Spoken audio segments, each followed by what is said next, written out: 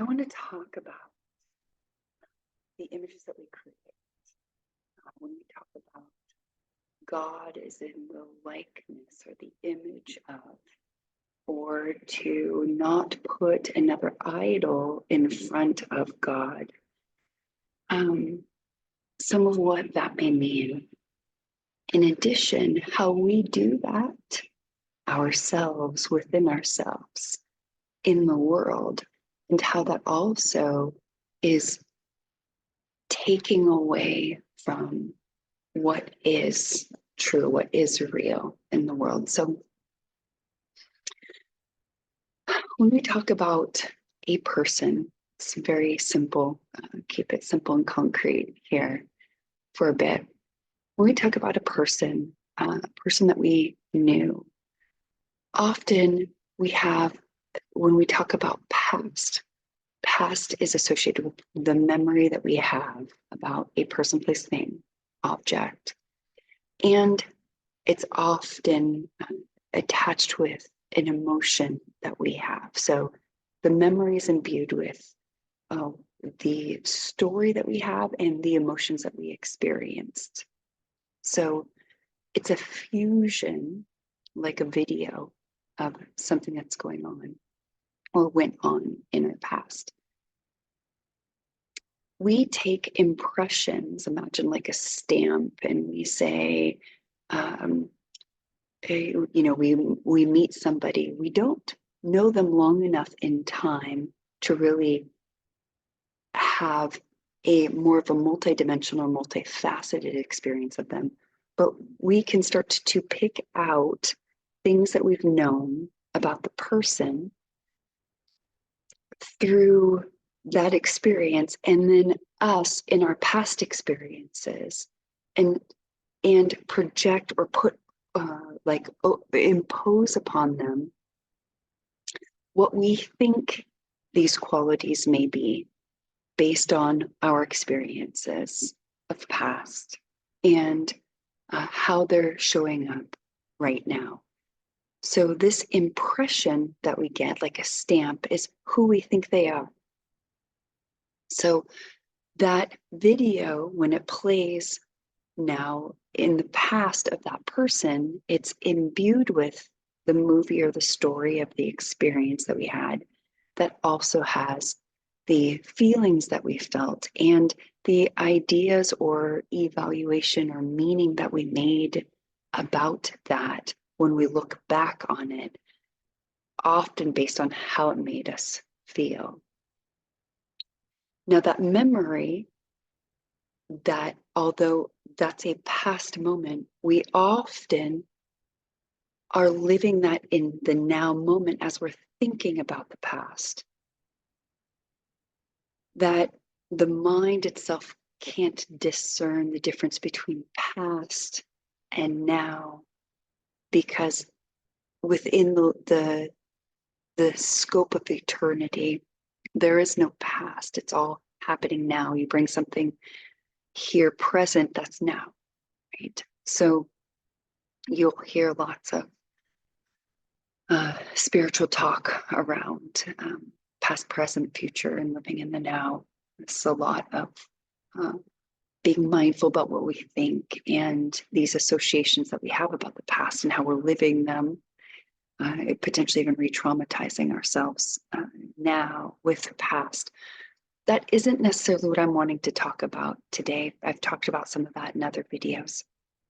But today it's talking about these impressions and these stories that we create in time about people that have left an impact. So this impact that is made, whether positive or negative in our experiencing of it, was the impression that we had about the person at the time. What though often happens is, in time, still, we ourselves have personal revelations. We grow, we change, we transform. And our understanding of the past often does too. What we often don't do is take this new version of ourselves that in each and every moment that we have new thoughts, new ideas, new visions, new revelations that change and shift the way that we see the world. We don't carry that through our impressions of the people, places, and things that we've met. And we hold the people in the same awareness in which we left them. So if somebody made a negative impression on us and we have felt that in our body, when we think about them, it's not uncommon that that negative feeling arises too. Until we bring the light of our awareness in this questioning to that experience of the past and reveal with a new lens, a new light, something else about that. When we bring that into our now moment, it's laden with the same frequency as before. So it's going to seem to us like they haven't changed because we haven't allowed from our perception that that change occur. Now, there's a lot of complexity in here, right? Because in the simplicity is, if we could look at the other like ourselves and recognize that in that moment, maybe those things were exactly how we saw that. This is overly simplistic. And in the experiences that we had, we saw them perfectly from a perfected vision of how they really were.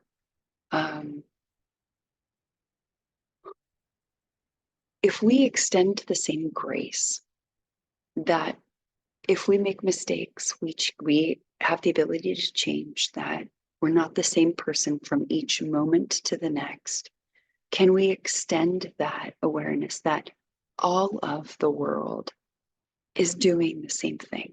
All people that we come in contact, more than less, are changing in some facet. Maybe we can become aware of what those exact facets are.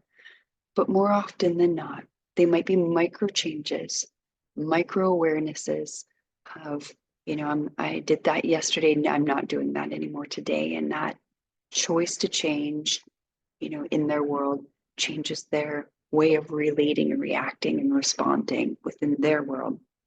That means, in the same way it means to us, that we are not the same person.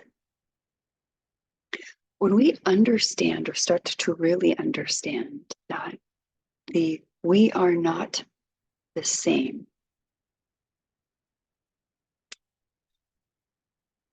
it starts to become an injustice to hold people that we meet in the same light as the past versions of themselves.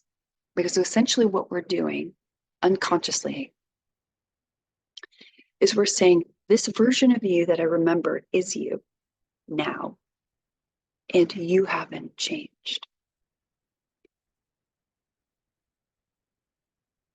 This version of themselves that hasn't changed, that we're holding, is often us expecting them to show up that way. So our expectation that past version of them be the same means that we first are looking for them to show up and show us how they are the same person as the last time that we saw them. So we're looking for those measurements that the characteristics that we've identified from before to show up, right? So if we have determined that some facet felt, potentially threatening, or especially those, or they were funny, or they, showed up in a careless way, whatever judgments that we had, and or impressions that were made, and the way that we ourselves evaluated those inside ourselves. We're looking for those. So it's very difficult then for that person to actually be free from who they were in our eyes, not because they are this, but because we are not letting them be something new outside of what they were the last time that we met them. This is really important because when we start talking about projections, what we're really talking about is this impression that we have of this person. And we are superimposing our last version of that on them so that they show up in the same way that we remember them, right? And most of that is fulfilling for us a certain need for consistency, that that person is exactly like how I remember them, and I can feel safe because I know them. What it's also doing, though, is it's not allowing the person to be somebody else. It's imprisoning the other person in an idea or image of a past version of themselves that they no longer are. And it's holding them hostage to be that, to show up for that, because we ourselves can't let go of that past version. For whatever reason it means to us. Now, I'm going to let go of the past version and just talk about this. This is what we carry around in the world. These past versions of experiences, of people, places, and things that have felt good and haven't felt good. And we take these images of energies and frequencies, and we project them and transfer them out, telling all of these people it's a form of identification and understanding. So in an innocent way, it helps us navigate.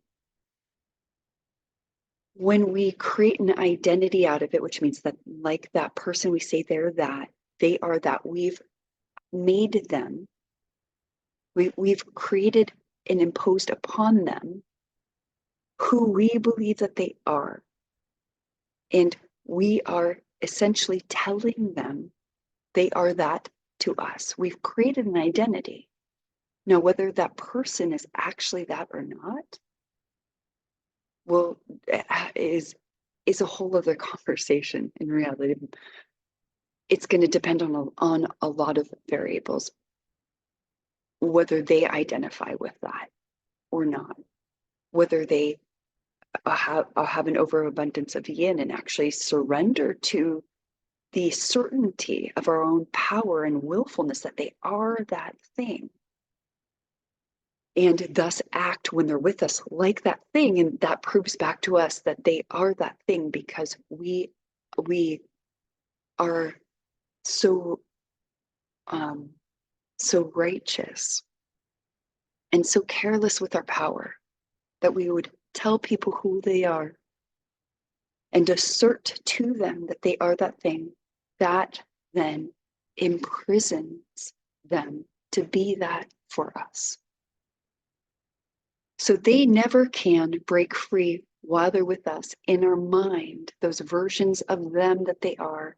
They can never break free from how we see it, whether they were guilty or innocent of it. It doesn't matter, because in our way of being, the isness that we've created, that they are that, when we hold it tightly and create the identity of it, doesn't allow them the freedom, the sovereignty, the right to be as they are and to demonstrate to us in each and every moment within that freedom who they are.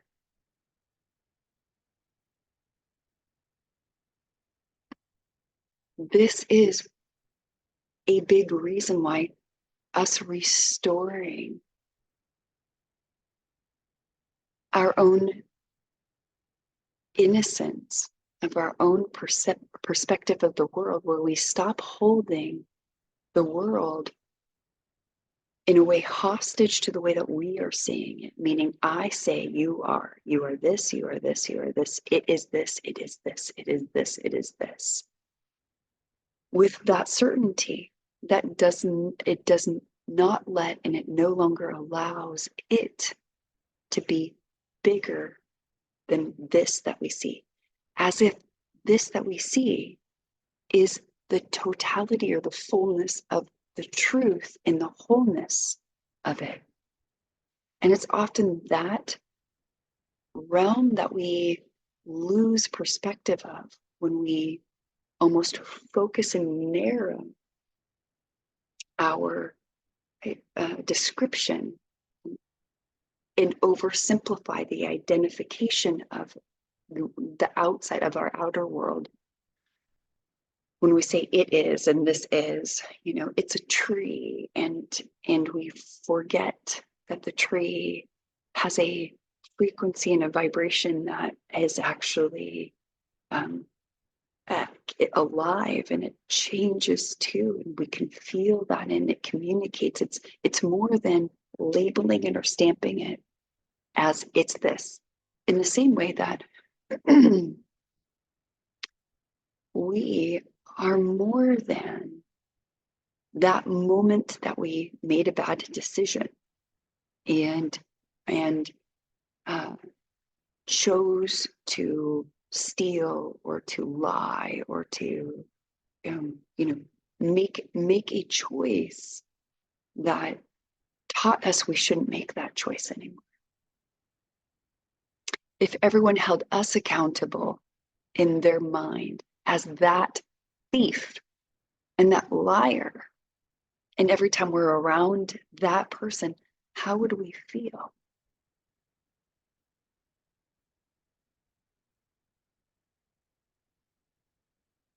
This guilt, and more so the shame that arises as human beings, is often because we do this to others and others do this to us.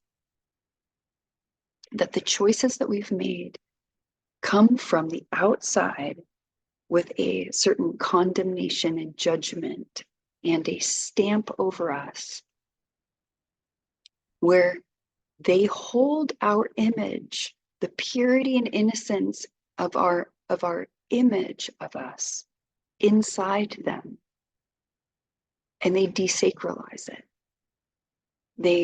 They cut it off from the whole of humanity, from sanctity, from holiness, and reduce it to a thing or an object in which they can push away, which they can do whatever they want within their own will, because we're given that choice, we're given that free will to do with whatever we choose. Yet the impact to that, the impact of pushing away somebody who is no longer redeemable in our eyes, we've devalued them. They no longer can be innocent once again for us.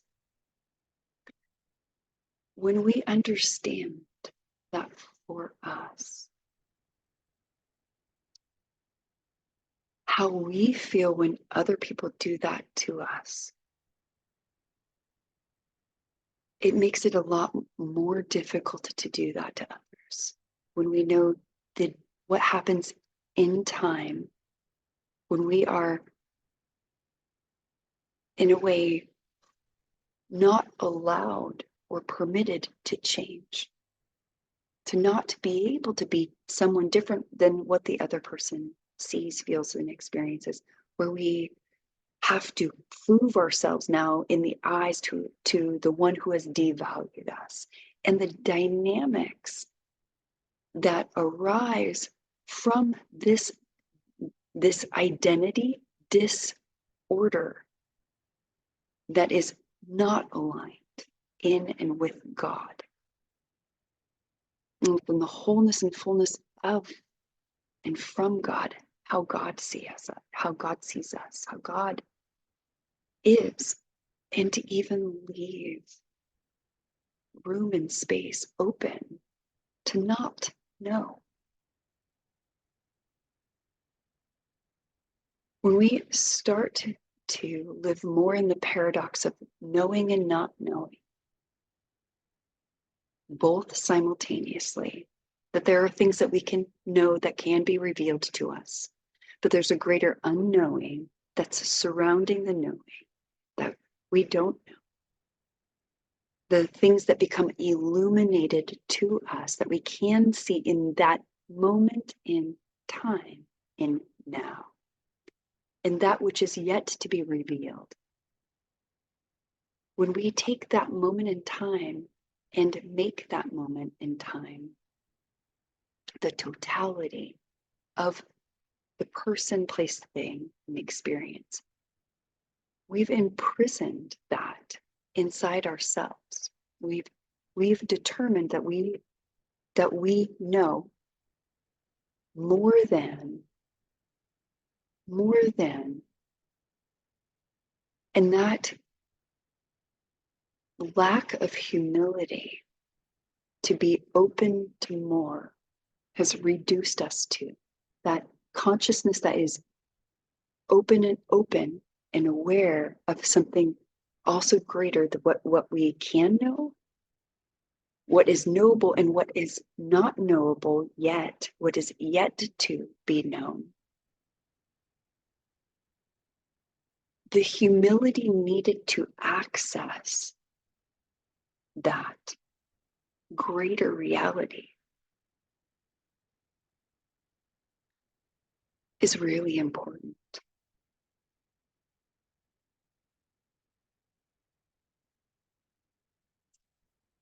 We are more than what we're told we are. And it's really important that we stop imprisoning ourselves in smallness and letting others imprison us in smallness. And that we reclaim our greatness and our bigness. And we understand that we are more than what other people can know about us. And we are more than what other people can see. And that others, like ourselves, are conditioned by the smallness. And that we've inherited this. We can start to show up and hold people in a greater awareness. We help them to restore within themselves also a greater identity in God and to know themselves much more and in much greater ways. Thank you for being with me.